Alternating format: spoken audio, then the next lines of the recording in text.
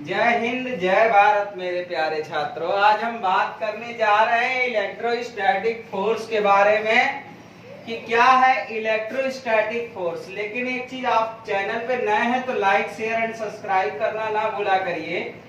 देखिए, gravitational force जब आप पढ़े थे तो उसमें आपको ये पता होगा कि उसमें केवल फोर्स ऑफ अट्रैक्शन की बात हुई थी, जबकि हम कूलम्ब्स इलेक्ट्रोस्टैटिक फोर्स में बात करें तो फोर्स ऑफ अट्रैक्शन भी होगा और फोर्स ऑफ रिपल्सन भी होगा। तो फोर्स ऑफ अट्रैक्शन कब होता है, आप लोग तो पहले से जानते हैं कि प्लस माइनस चार्ज रहेगा तो अनलाइक चार्ज होगा तो फोर्स ऑफ अट्रैक्शन होगा, अलाइक चार्ज होगा तो फोर्स ऑफ रिपल्सन होगा। वो मेथड नहीं है, ये याद रखिएगा कि यहाँ पर when Q1 and Q2 is greater than 0 होगा, when Q1 and Q2 greater than 0 होगा, in that condition force of repulsion होगा। इस केस में हमेशा और हमेशा क्या होगा, फोर्स ऑफ रिपल्सन होगा। क्या होगा, फोर्स ऑफ रिपल्सन होगा when Q1 and Q2 greater than 0 होगा। अब यहां पर अगर हम बात करें कि क्या होगा, तो देखिए जो फोर्स ऑफ अट्रैक्शन और force of repulsion between two charge जो होता है वो directly proportional to product of their charges होता है। इट मींस अगर आपको यहां पर फोर्स का मैग्नीट्यूड ज्यादा चाहिए तो प्रोडक्ट ऑफ चार्जेस जितना ज्यादा रखोगे, प्रोडक्ट ऑफ चार्जेस जितना ज्यादा रखोगे उतना ही ज्यादा इलेक्ट्रोस्टैटिक फोर्स होगा, और फोर्स जो होगा वो inversely proportional to R square होगा। जब दोनों को मिला दिया जाएगा तो electrostatic force is directly proportional to product of their charges and inversely proportional to R square. तो किसी भी प्रोपोर्शनलिटी को हटाने के लिए एक कांस्टेंट लगाते हैं। यहाँ पर इलेक्ट्रोस्टैटिक कांस्टेंट के ही हो जाएगा Q1 Q2 by R square, Q1 Q2 by R square. इस इनवर्सली प्रोपोर्शनल का ग्राफ जो होगा वह रेक्टेंगुलर हाइपरबोला होगा, अर्थात F और R के बीच में ग्राफ प्लॉट करेंगे तो सेपरेशन ऑफ डिस्टेंस जितना ज्यादा होगा, फोर्स ऑफ अट्रैक्शन या फोर्स ऑफ रिपल्सन उतना ही कम होगा। जैसे वहां पर ग्रेविटेशन में कैपिटल G ग्रेविटेशनल कांस्टेंट लगाते थे, सिमिलरली यहाँ पर एक इलेक्ट्रोस्टैटिक कांस्टेंट होता है दैट इज कॉल्ड Ke। इसी को आप जो है इलेक्ट्रोस्टैटिक कांस्टेंट भी बोल सकते हैं, कूलम्ब्स कांस्टेंट भी बोल सकते हैं। एयर या वैक्यूम के सेंस में बात करें इस Ke की वैल्यू 1/4 पाई एप्सिलॉन नॉट 9 × 10⁹ भी लिख सकते हैं। जैसे अब यहाँ पर हम इसको मिटार पे लिख रहे हैं कि Ke का वैल्यू क्या होता है, तो वेयर Ke हमारा है क्या, ये बात किया जाए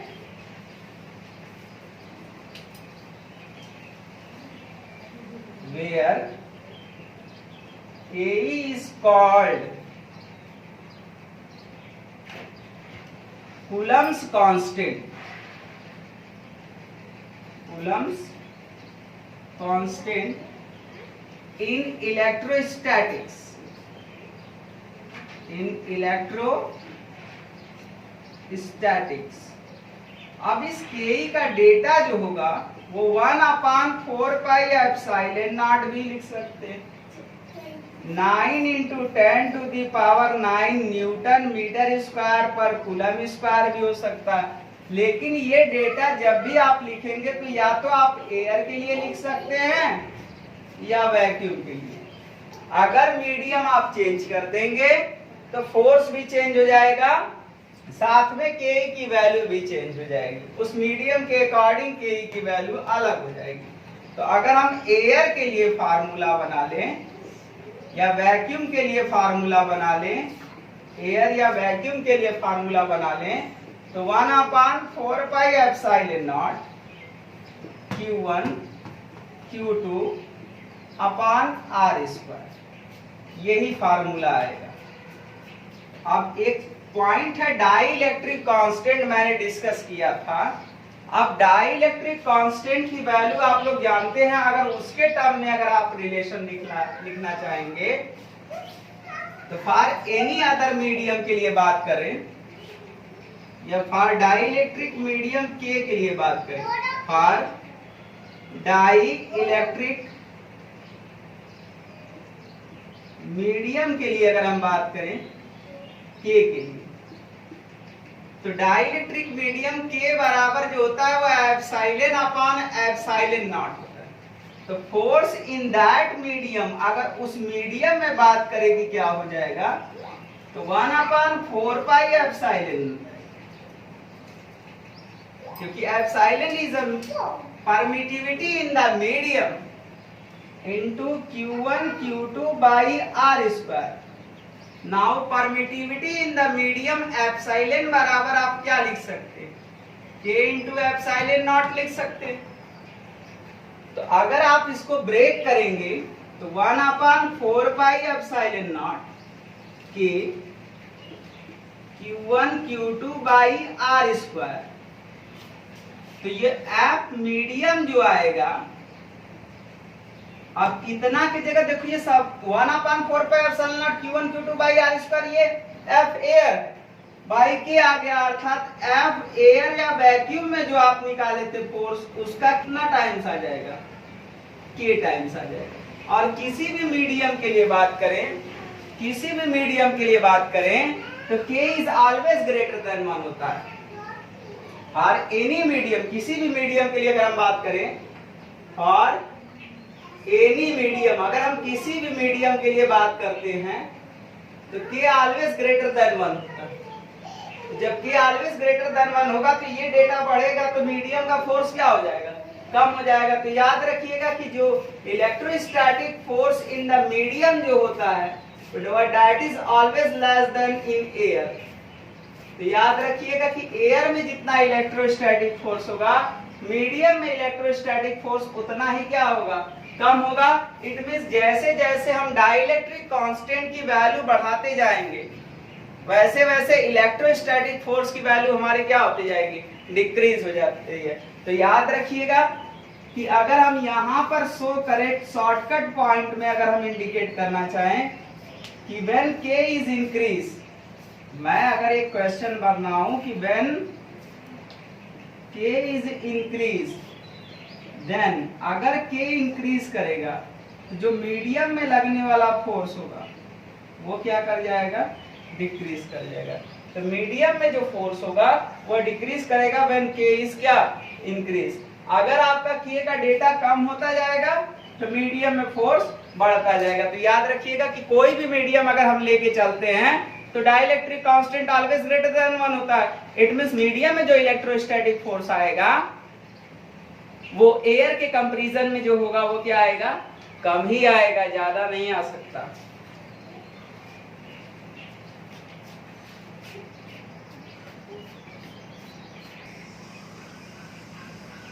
तो यहां पर हमने एक क्वेश्चन दिया कि when two charging particle placed in air, देखिए चैनल पर नया है तो लाइक शेयर एंड सब्सक्राइब करना ना भूलिएगा। जब दो चार्ज पार्टिकल एयर में प्लेस्ड है, ये दोनों के दोनों चार्ज पार्टिकल एयर में है। सबसे पहले ये दोनों चार्ज पार्टिकल कहाँ है, एयर में, और both charge particle repel by the force of 27 into 10 to the power minus 3.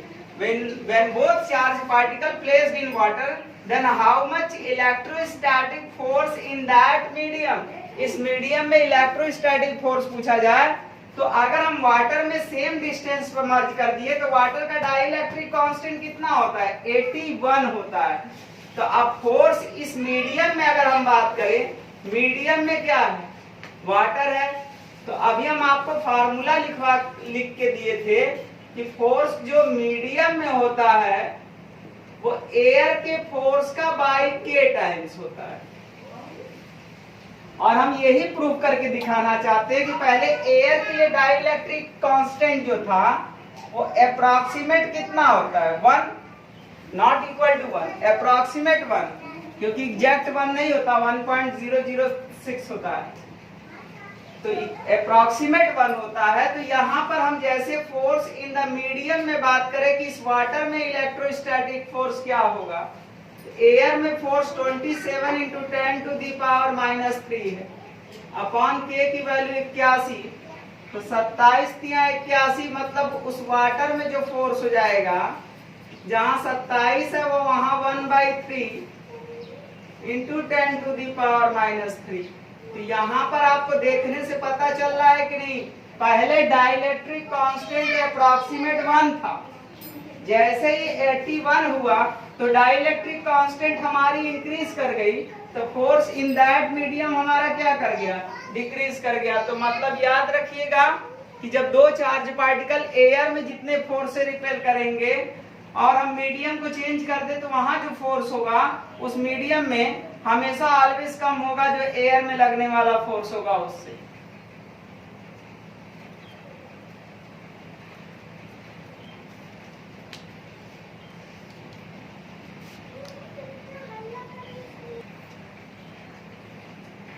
अब हम बात करें कि नेचर में सबसे स्ट्रॉन्गेस्ट फोर्स कौन सा है, तो नेचर में सबसे स्ट्रॉन्गेस्ट फोर्स अब तक का जो है वह न्यूक्लियर फोर्स।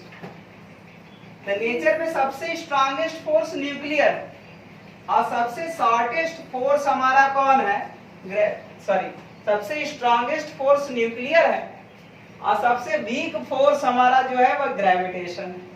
अब जैसे मैं इस क्लासरूम में चिल्ला रहा हूं, आवाजें गूंज रही है, तो न्यूक्लियर सबसे स्ट्रॉन्गेस्ट फोर्स इसीलिए है क्योंकि वह शॉर्ट रेंज फोर्स है, रेंज उसका बहुत छोटा है। न्यूक्लियर की साइज जो होती है वो फर्मी में होती है और न्यूक्लियर की साइज 10⁻⁻15 मीटर के ऑर्डर में होती है। सबसे स्मॉलेस्ट डिस्टेंस है, शॉर्ट रेंज है, रेंज शॉर्ट है, इसलिए फोर्स स्ट्रॉन्ग है।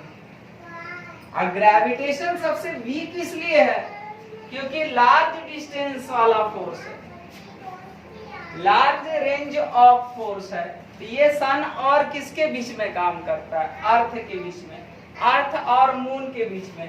तो डिस्टेंस बहुत लार्ज होगा तो फोर्स तो ऑलरेडी वीक हो जाएगा ना, force is inversely proportional to R square.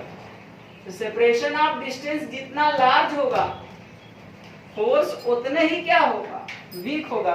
तो ग्रेविटेशन में लार्ज डिस्टेंस है जिसके कारण फोर्स वीक है और न्यूक्लियर स्ट्रॉन्गेस्ट इसलिए है क्योंकि वह शॉर्ट रेंज फोर्स है, इसका डिस्टेंस बहुत स्मॉल है। और मैं नहीं, एंडरसन और युकावा नामक साइंटिस्ट ने जब एक्सपेरिमेंट किया तो ये एक्सपेरिमेंट पर लगभग पाया है कि अगर हम न्यूक्लियर और इलेक्ट्रोस्टैटिक्स में कंपेयर करें तो युकावा ने कहा था कि लगभग 60 से 70 गुना ज्यादा स्ट्रांग होता है न्यूक्लियर किससे, इलेक्ट्रिक फोर्स। ये याद रखिएगा कि न्यूक्लियर 1-2 टाइम्स स्ट्रॉन्गेस्ट नहीं होता है, करीब 60 से 70 गुना इलेक्ट्रोस्टैटिक फोर्स स्ट्रांग होता है। अर्थात इस समय तक नेचर में सबसे स्ट्रॉन्गेस्ट फोर्स अगर कोई है तो वह न्यूक्लियर है और सबसे वीक फोर्स ग्रेविटेशन है। और इस वीक के बारे में कंफ्यूज मत होइएगा, ये वीक वांडर वाल्स फोर्स है, नाम ही वीक है, लेकिन एक्चुअल में सबसे वीक जो है वो ग्रेविटेशन है। तो चैनल को लाइक, शेयर एंड सब्सक्राइब करना ना भूलिएगा। और अब नेक्स्ट वीडियो में हम बात करेंगे कि इलेक्ट्रोस्टैटिक फोर्स और ग्रेविटेशन से कंपेयर करेंगे। एनसीईआरटी में क्वेश्चन है कि दो इलेक्ट्रॉन के बीच में अगर हम बात करें कि इलेक्ट्रोस्टैटिक ग्रेविटेशन से कितना स्ट्रांग हुआ, दो प्रोटॉन इलेक्ट्रोस्टैटिक फोर्स जो होगा दो प्रोटॉन के बीच में वो ग्रेविटेशन से कितना स्ट्रांग होगा, एक प्रोटॉन और एक इलेक्ट्रॉन के बीच बात करें तो वो उसका इलेक्ट्रोस्टैटिक फोर्स ग्रेविटेशनल फोर्स से कितना ज्यादा स्ट्रांग होगा। तो नेक्स्ट वीडियो में वही बात करेंगे। अब तक के लिए जय हिंद, जय भारत।